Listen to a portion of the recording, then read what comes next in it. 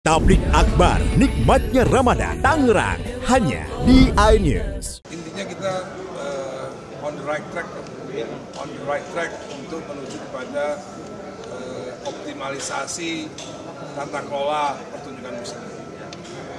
Mas, dengan kemunculan adanya polemik ini kan muncul dengan visi itu penyanyi-penyanyi, mungkin tanggapan Mas Dari seperti apa? Apakah ini jadi tandingan dari hasil? Enggak. Ada sebagian yang menganggap begitu, ada sebagian yang enggak. Jadi begini, banyak juga anggota-anggota visi yang sudah saya telepon pribadi-pribadi.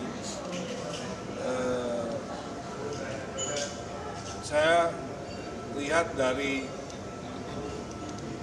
30 penyanyi ya, yang bela Agnes cuma satu lah, Once Michael.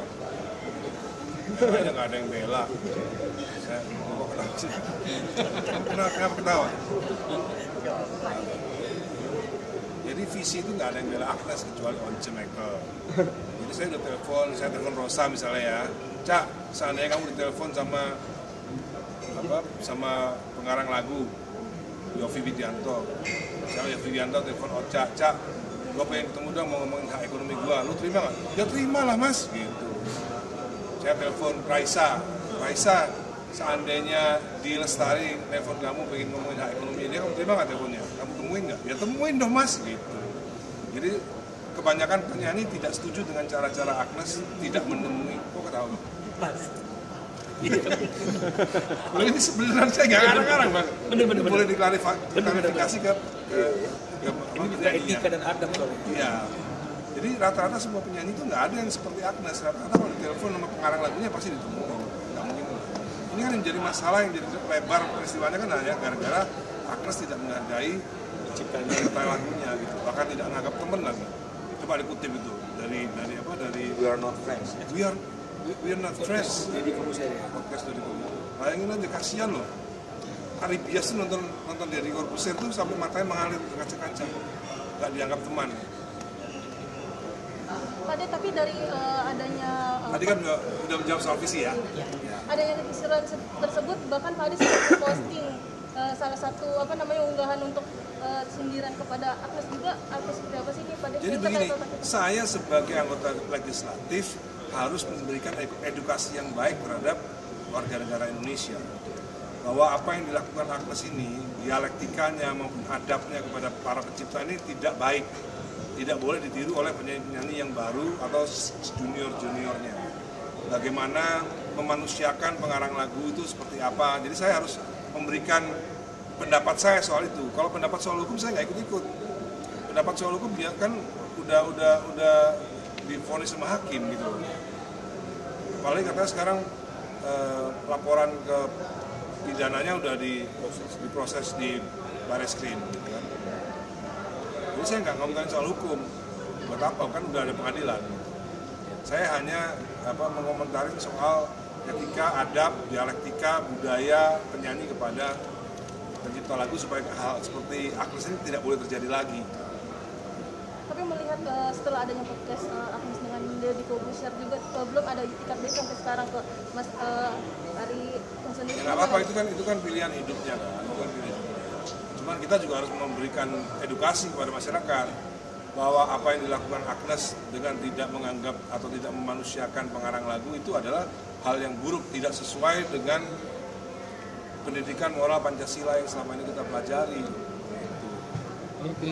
Kalau dari Bang Milano gimana nih Bang Milano? Apalagi kan sekarang kan Agnes sendiri kan kabarnya dipanggil juga ke Bareskrim untuk dalam kasus pidana. Gimana nih Bang? Iya, memang kan artinya kita kan sebelum mengajukan gugatan kan yang pertama kali kita lakukan adalah kan laporan kepolisian. Ya. Jadi memang sudah seharusnya dan sepantasnya penyidik menindaklanjuti proses hukumnya, dan karena Agnes sudah dari Indonesia, ya jangan hanya bertemu dengan fans dan podcast, ya datang juga lah ke Bareskrim untuk memenuhi kewajibannya sebagai warga negara Indonesia yang baik, memberikan keterangan sesuai dengan laporan yang dilaporkan oleh Ari Bias. Jadi kita lihat aja hasilnya, karena penyidik berjanji kepada kami kan minggu ini kan berakhirnya di hari ini, hari Jumat kan begitu, karena besok kan bukan hari kerja.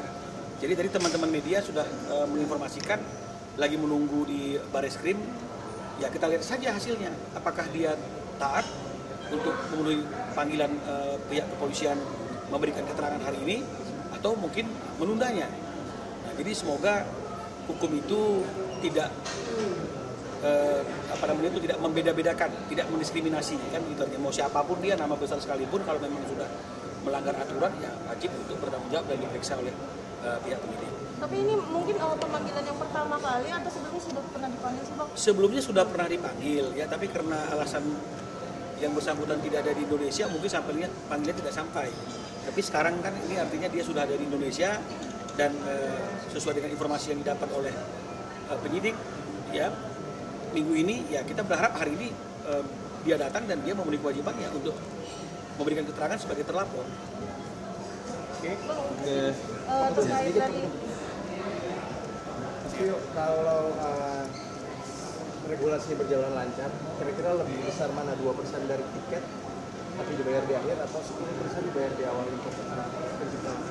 Sebenarnya bukan masalah persentasenya atau masalah besaran royalti yang akan diterima, tapi kita mau mengembalikan lagi hakikatnya bahwa lisensi itu harus diberikan sebelum penyelenggaraan acara, dan setelah lisensi keluar otomatis harus ada pembayaran royalti. Sebenarnya ke arah situnya. Jadi jangan karena besarannya yang 2% itu lebih sedikit, hitung-hitungannya daripada yang 10% dari honoraris, bukan seperti itu, tapi kita mau kembalikan hakikatnya. Prinsipnya adalah bahwa lisensi itu harus diberikan oleh pencipta lagu kepada penggunanya, yaitu penyanyi. Karena selama ini kayak dikaburkan, kayak dihilangkan bahwa tanggung jawab meminta lisensi atau izin itu kepada I.O. atau penyelenggara. Padahal bukan. Padahal di dalam Undang-Undang Cipta itu jelas disebutkan bahwa pengguna, correct me if I'm wrong ya, adalah pengguna. Nah, pengguna itu siapa? Pengguna itu sampai kita Google aja, sampai kita tanya ke AI aja, pengguna itu adalah penyanyi.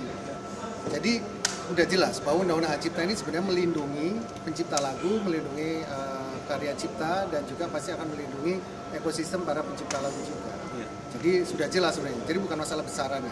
Lebih pada lisensi itu harus diberikan sebelum penyelenggaraan acara. Oke. Ya, aman. Sudah kasasi. Kasasi sudah dilakukan tanggal 12 Februari kemarin ya. Cuma artinya itu memori kasasinya belum sampai ke kami, sehingga kami belum bisa membuat bantahan atau kontra memori kasasi. Kalau kasasinya sudah.